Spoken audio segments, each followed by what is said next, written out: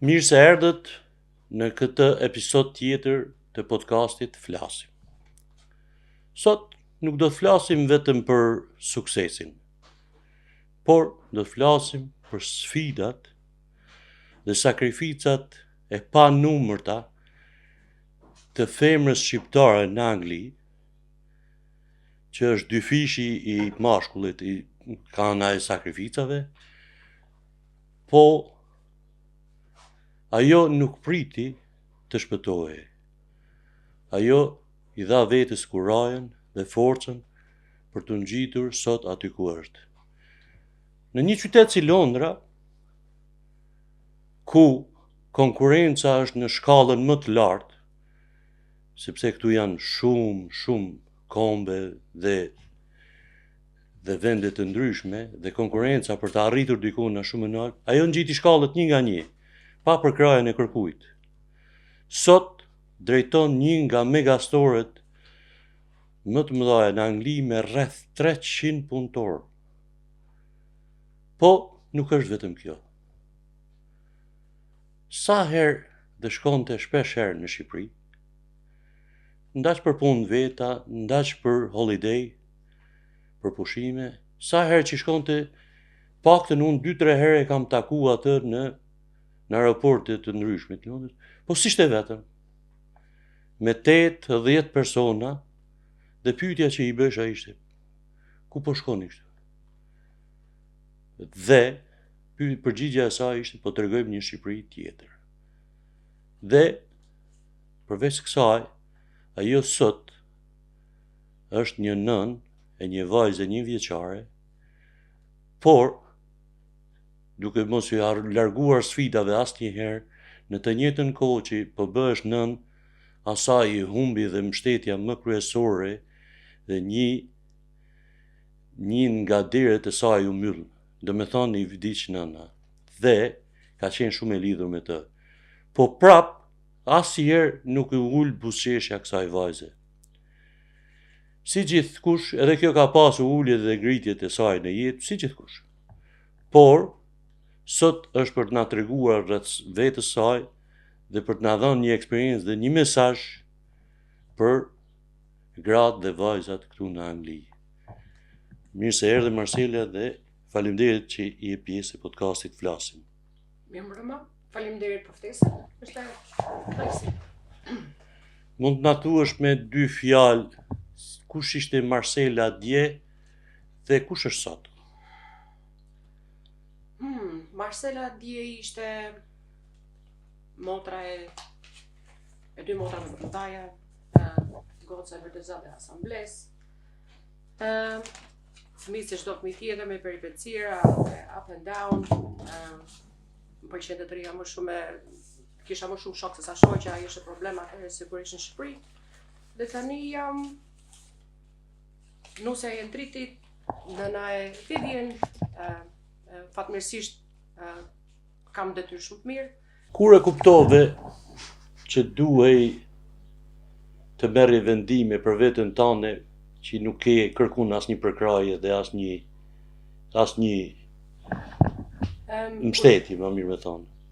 Unë pak a shumë e di atë që kur vija në Angli, ishte rreziku që mund të kaloja edhe vetëm. Këtu kisha edhe dajën, dhe deri ku e ndjeva veten pak si më rehat.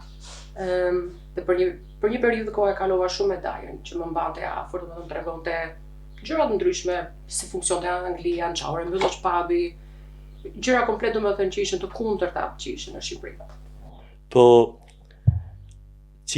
a ka pas momente të vështira kur ke marrë vendime të vështira dhe a ka qenë dikush aty për ty? Jam e sigurt që shumë njerëz që jetojnë në Angli e ndjejnë të njëjtën gjë si unë, jenë në një botë ndryshe në Angli, je vetëm fare, vetëm edhe sigurt kesh të afërmit më madh, më i afërt mund të jetë 5 jashtë larg me makinë. Sido që të jetë është, vetëm si natyrë, si opinion, si shtet, është i vetmuar. Këtu e kuptova që ishte momenti që duhet të dilja vetes përpara kur pakalova një janë të vështirë financiare, kur erdha në Angli, edhe daja në thojza, më ktheu kurrizin atëherë kisha më shumë nevojë. Ishte një pjesë domethënë që make it or break it, ose do kthesha në Shqipëri ose do rija këtu. Shanset që të rija këtu ishin shumë vogla, dhe aty e kuptova që është.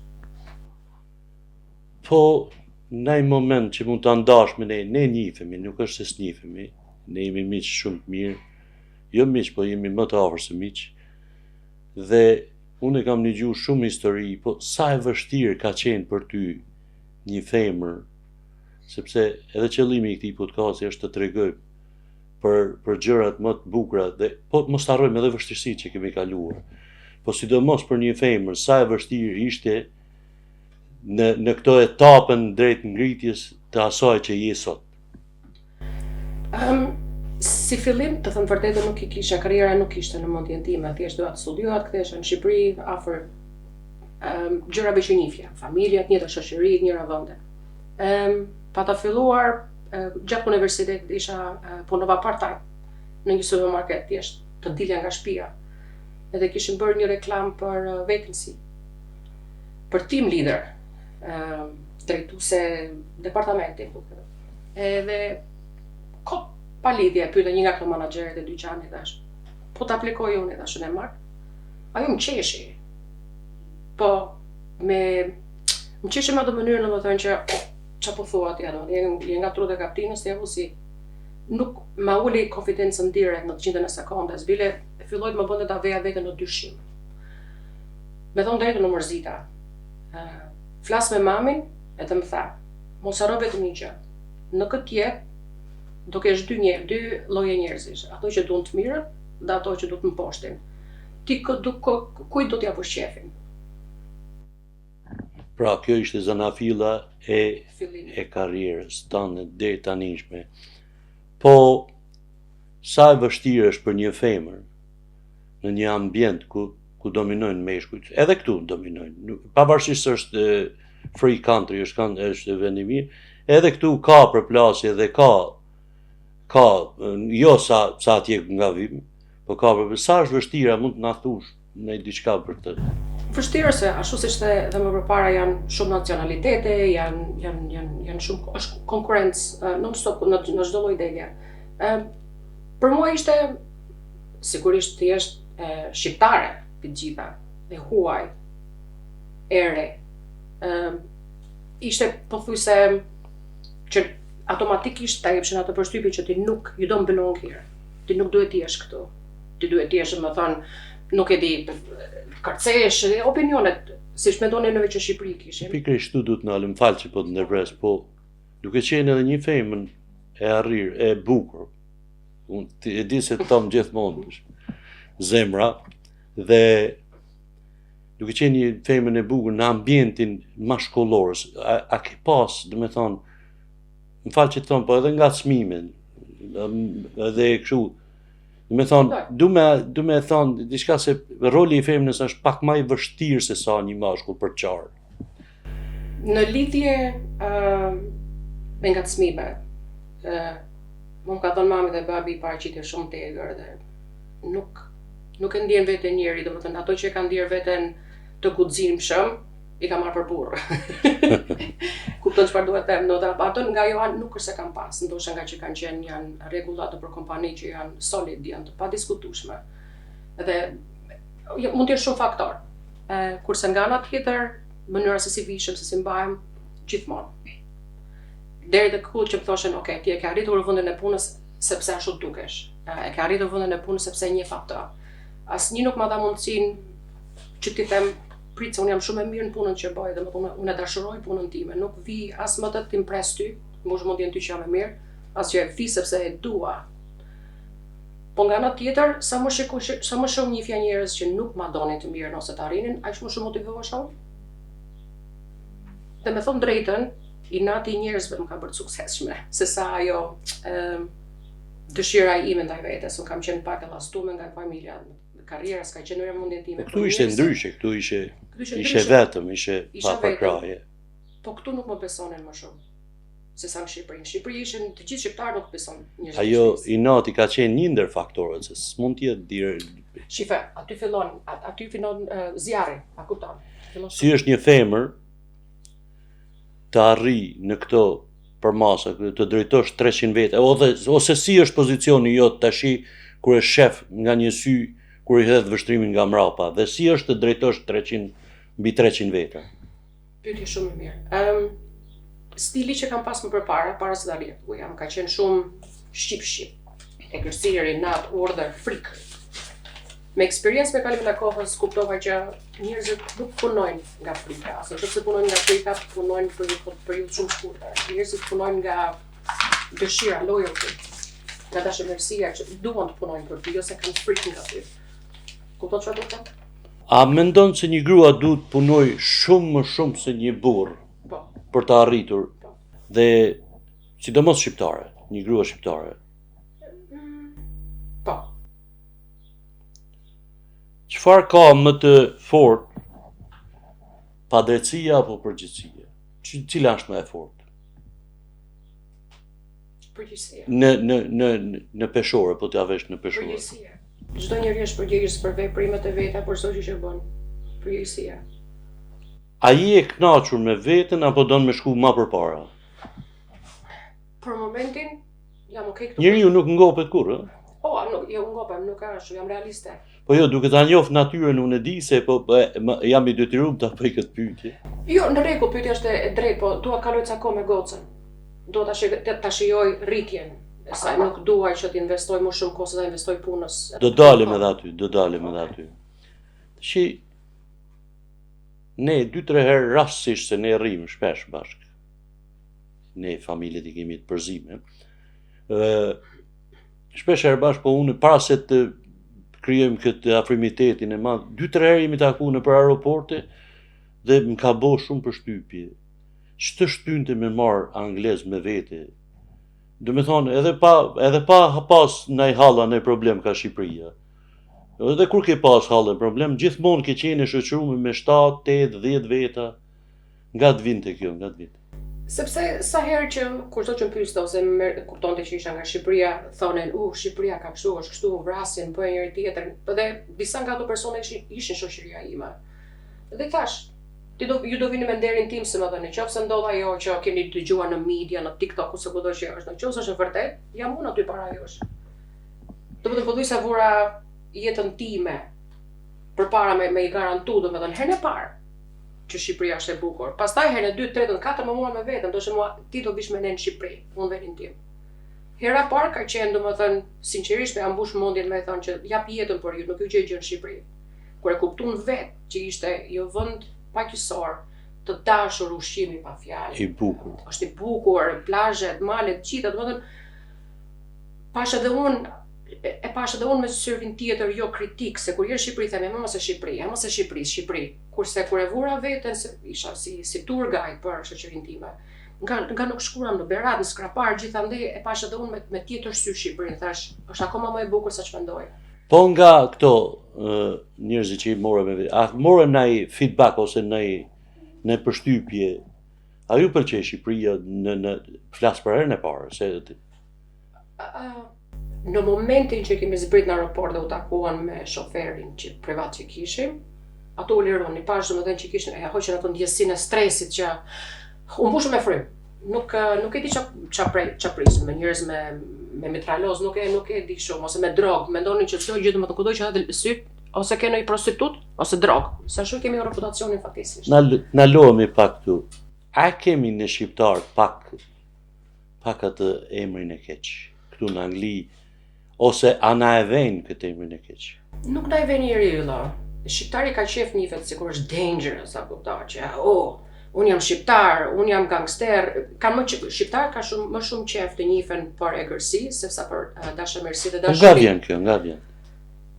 Shife, komunizmi, mendoj unë, familja, old fashion, nga venit që vindi që shife, është tjetër të vish nga Tirana, është tjetër të vish për shembull nga një fshat i humbur. Po. Edhe nuk dua të ofendoj njëri, nuk është thjesht ashtu kanë qenë atëherë. Është tjetër civilizim. Dhe nuk është për fajin e asnjërit, po edhe tani e kam vënë re domethënë që këto i vejnë tatuazhe shqiptare, gjithandej. Edhe pastaj kur dëgjon një njeri ke kafe që flet shqip, thotë, mos fol janë shqiptar. Ne nuk dim se çfarë duam vet, nuk e dim se kemi vërtetuar akoma se kush jemi ne vet. Jemi pak të asimilueshëm, ëh? Shumica u vjen turp me thënë që janë shqiptar, që shqiptari. Po me a thënë botës që jam shqiptar, e kam për tangarlik dhe nuk e kuptoj. Unë me si pres, dëgjoj, unë që nuk do kem shqiptari fare.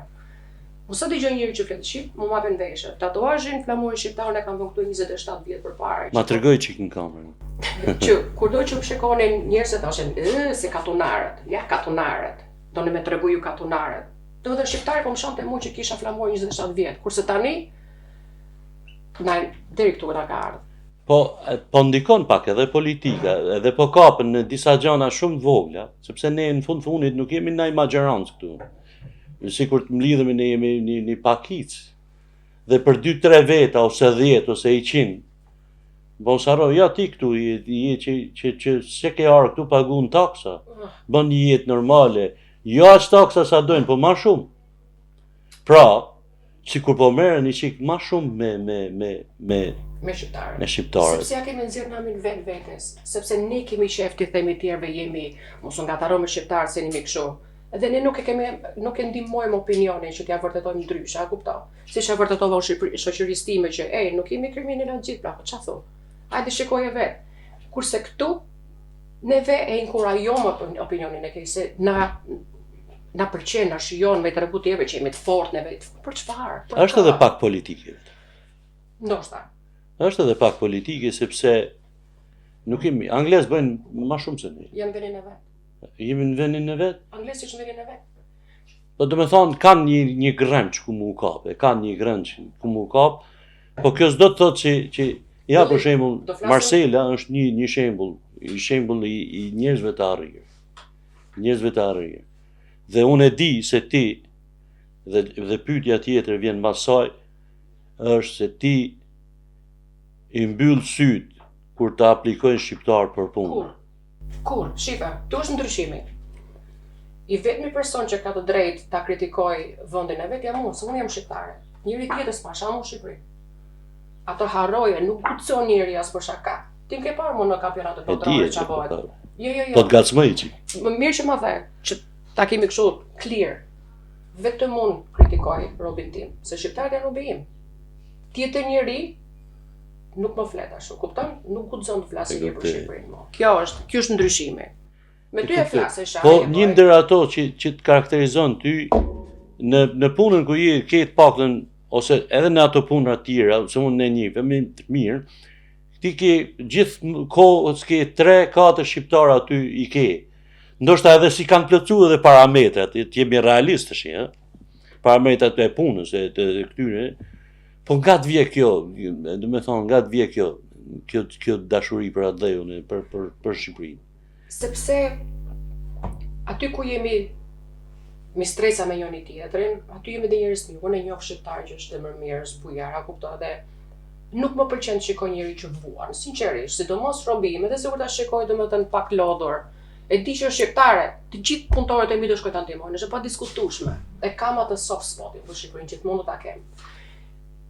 Kur shikoj për njerëzit që kam punësuar që janë shqiptar, nuk kanë qenë thjesht që kam dëgjuar, kanë qenë duke bërë pazar, shumë kam dëgjuar duke folë shqip, kam filluar muhabet nga qefi, nuk flet shqip. Punon, i them, do punosh. Tashi nuk di si ta shpjegoj ndryshme, atë është me çik tërsi nuk e bëj se është biznes, e bëj me çik tërsi. Po një mesazh për gratë, do me thonë një mesazh në kuadrin e këtyre, tu e lidh me punën dhe për gratë shqiptare, sepse shumë prej tyre bëjnë 2-3 punë, shumë prej tyre janë edhe familjare. Qa mund t'ju thushe diçka më specifike? Duhet ndalojnë ta presin atë kërthizën me atë opinionin shqiptar, edhe t'jetosh për opinionin e tjera. Në qoftë se për shembull je 50 vjeçe, ke qef të shkosh të bësh universitet, shko. Mos mendo lart e parë se po në momentin që të vrasësh mendjen, se çfarë mendon opinioni njëri tjetri, nuk se përpara ngelesh në vend. Ti dëgjoj 10, bëj si di vet. Bëj gjërat me guxim. Ajo që më dua të shikoj sidomos firmat shqiptare që kanë ardhur ndryshe nga ato që janë lindur këtu është që në momentin që ju keni lënë Shqipërinë, familjen, çdo gjë që keni dash, dhe keni filluar çdo gjë nga zero, çdo gjë është e mundur. Çdo gjë është e mundur, shkollaj fare. Burrat janë në rregull. Okej, tashi po dalim në një pyetje më që e ke për zemër ti. U bërë nën. Dhe si është për Marcelën të jesh nën, duke pas edhe punën, burrin, familjen, bashortin, në falë që e thash burrin, dhe bashortin, familjen, do me thonë lidhen gjitha grumull, dhe si është ja dale një femër me gjithë to, duke pas edhe vajzën e vogël. Dhe inshallah ka ymër e jetë, e rritet me. Amin. Shife, janë shumë faktore, nuk është se them që unë jam e superfuqishme, unë jam gjithave. Kam mbështetje fantastike nga bashkëshorti, e kam bosin fantastik, e kam supportin. Dhe me thonë e ke kriju vetit në vendin. Ja, kam krijuar vetin në vendin. Po është e vështirë. Ka ditë që është shumë e vështirë. Në qoftë se për shembull goca është pa qef, duhet rri gjithë natën, po atë natën që e rri gjithë natën pa gjumë, duhet shkosh në punë. Mas 3-4 orësh, nuk është që po thua, mos e po marr pushim sa. Sepse janë 300 meni atje, duhet më ju përgjigj. Janë 300 meni që punojnë për mua. Mund të jetë në një mundje tjetër që mund vitë më të në për email, në për conference calls, ku do të them janë shumë edhe e kam vazhdimisht trurin të angazhuar. Megjithatë, që kur jam bërë nën, më duket sikur lodhem më pak. Se bëj me dashuri. Të dyja punët, se njëri punë dihet që e dashuroj.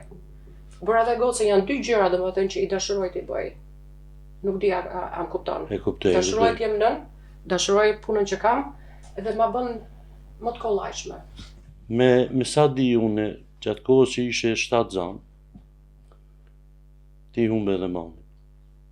Me thonë ishe edhe në mujt që do lindshe, dhe unë e kam njohur edhe mamin tanë edhe familjen tanë. Dhe e di se sa e lidh me ke qenë me ta. Më falë që po ta rikujtoj, po ishte një moment që edhe puna ishte në andej, edhe shtatzania këni, po edhe humbja e njërit më të fuqishëm të jetës, njërit më mbështetës në jetë. Si ishte për ty kjo? Mami ka pas, nuk ka qenë 100% e shëndetshme këto 5 vjet. Megjithatë nuk e dinim që sëmundja që kishte do i shpërhapej aq fort. Isha 7 muajshe, kisha thënë kur shkova në Shqipëri morave që mami është pa qef. E keqja ishte sepse unë nuk më kishim paralajmëruar se sa keq ishte. Mendova do shikoj si ishte herën e fundit kur ishte pa qef 5 vjet përpara. Dhe unë e gjeta mamin në atë gjendje që nuk e dinte kush ishte. Vetëm kur i fola, se kur i tha infermiera që perdi goca, ja bëri me gisht që jo, nuk kam gocë. Kur i fola unë i thashën mami jam unë, grejti gishtin, edhe më kapi për qafë. Ato 3 ditë kanë qenë 3 ditët më të gjata të jetës time. Fatmirësisht, përpara kur pashmë kur vdiq më gati sa nuk shkova në lindjet parakoshme. Po ndjeva humbjen më të madhe të jetës time, thuhesh mami, edhe gëzimin më të madh kur linda gocën. Më thënë përjetova 2 ekstreme ndjenjash. Ndjenjen e humbjes edhe ndjenjen e dhënies jetës tre. Po, kjo është një mesazh për ty, kthimin forcë i humbjes. A ishte një mesazh për ty dhe çfarë do i thoje ti gocës tatë? Që do të thoja gocës time? Duke pa atë trashëgimin, do me thonë e kam nga trashëgimia që i ke marrë nga mami, me aqu çfarë do i thoje gocës për me rujt atë traditën, ndjenjen. Krenarin, numër 1, kur jep fjalën tjetër të mbaje, s'është e fortë, kur themin e besa, e dashur, krenare, edhe e fortë. Po pra për gocën, a e ndjen që forca jote të jetë vazhdimi i saj? 100%. Ajo më ka bërë, Vivjen është ajo që më bën të dua çdo gjë. Në qoftë se për shembull koha e gri më streson, të tani shikoj me qef. Se themon, okay, çfarë s'ka bërë goca sot, kur është errësirë. Hajde dalim jashtë. Nëse më përpara do ishte që do mbulohesh, do shikoja Netflix dhe budalliqe, kurse kjo i ka dhënë ngjyra jetës time. Çfarë do doje të trashëgonte goca nga ti dhe çfarë nuk do doje? Nervat, nuk i du të trashëgoj. Nervat, pasionin i tepërt. Se nuk janë nervat. Kur dikujt i duket sikur je nevrik, nuk e kupton që vjen nga pasioni, nuk është nga dashuria, jo nga nevriku. Ti çet më diplomate. Se unë. Por në tjetër kohë, ti je ashtu siç unë, nëse çam unë.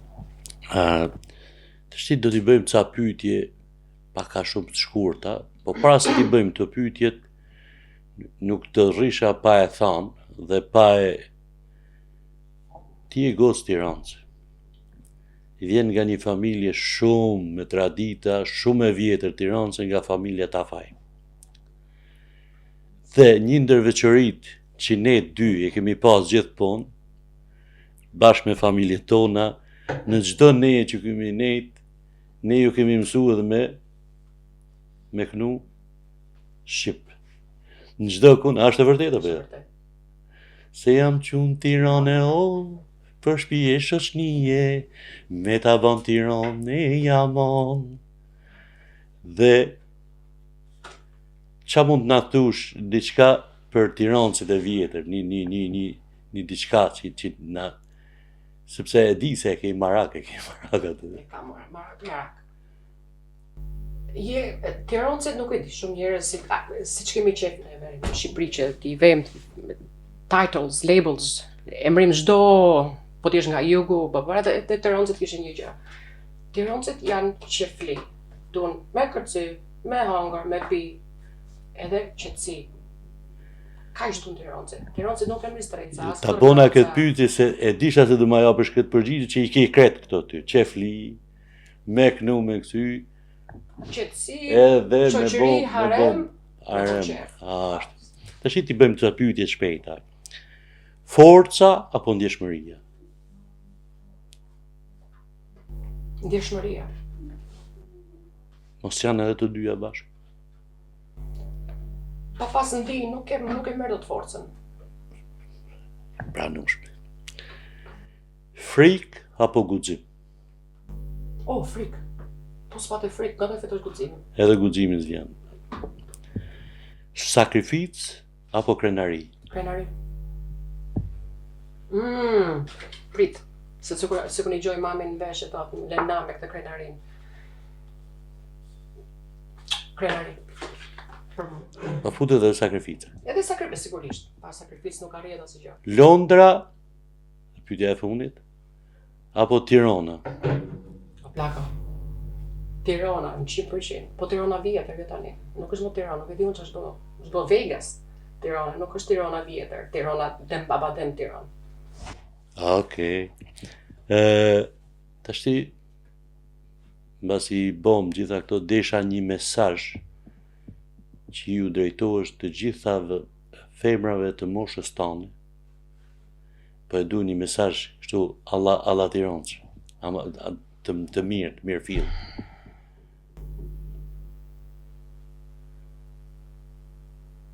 Mos e qa kaptinën, për asnjë gjë.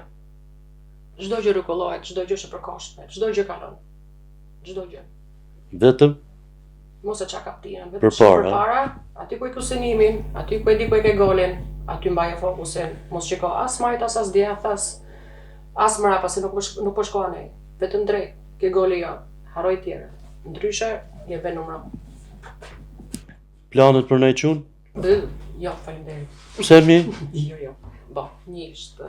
Okej. Bekimi i Zotit.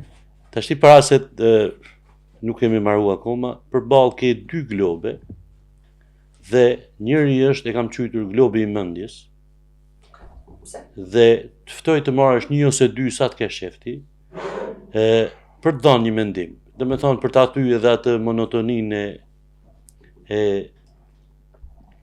për të aty atë monotoninë edhe të podcastit. Kuptova. Mënyra më e mirë për të bërë punë të mirë është të duash atë që bën. Pak a shumë të thashë sa i du punën. Nuk në qoftë se bën një punë që nuk e do, mund ta bësh për kohë shumë, afat shumë të shkurtër. Po nuk e desh atë që punon, Më mirë Lare, sa as leku nuk ka kleshi ju pastaj. Merë edhe i tjetër, merë. E pranueshme kjo. Ok, E faleminderit. pranueshme. Okej. Përdor buzëqeshjen tënde për të ndryshuar botën. Mos lexo, botën të ndryshoj, mos lejo botën të ndryshoj buzëqeshjen tënde. Është e vërtetë, e kemi shumë kollaj me për hakmarrje, kupton. Nëse unë qoftë se kam një problem ose kam zero në tyre, nuk është faji jot. Që unë ta kursej buzëqeshjen për të bërë diçka të mirë ose thjesht sepse e ndjeva. Dakor. Këtu, të ky globi tjetër, është globi i dialekteve. Po kryesisht janë dialektet e Kuksit, e këtij çunit këtu. Prandaj, merre ka dush. Merre edhe i tjetër që ti je mrenja që mos i marrim shpesh herë. Dhe në qoftë se mundesh me lexu, mirë. Në qoftë se s'mundesh, s'ka problem, i lexoj unë për ty. Do provoj. Okej. Ti po si kuptova për kthimi ma për kthimi. Po. Brum dum dum. Ja. Rum bum dum. rum bum dum. Rum bum dum. E ku din që është? Me thon drejtën vallaj ja. Do ta them unë, po s'du ta qesim publik herë. Po. Boje quiz për publikun. Po, tip quizi, po. Tjetra, a kishe tjetër? Kam edhe një tap-tup. Tap-tup. Kujt i thojnë? Për mua, të dijon, kur jemi në allone. Ja, asë është e kjo. Asë është e kjo. Po ja lam publikut. Ja le publikut, okej. Po. Atëherë, vazhdojmë me tjetrën. Okej. Je sikur vesa para diellit të mëngjesit. Ky është kompliment shumë i sinqert. Është thënie.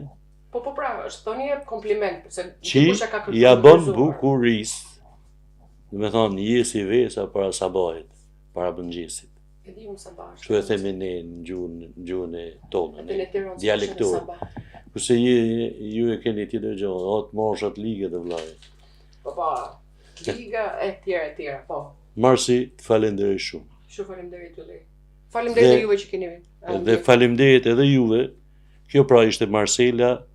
Kjo është ajo femra e fuqishme, e fortë, që s'u dorëzua asnjëherë dhe ka një kuraje të befasishme, të çuditshme, as e vetë se kuptoj, dhe ka forcën e shumë burrave. Faleminderit dhe shifemi në podcastin tjetër. Mirupafshim.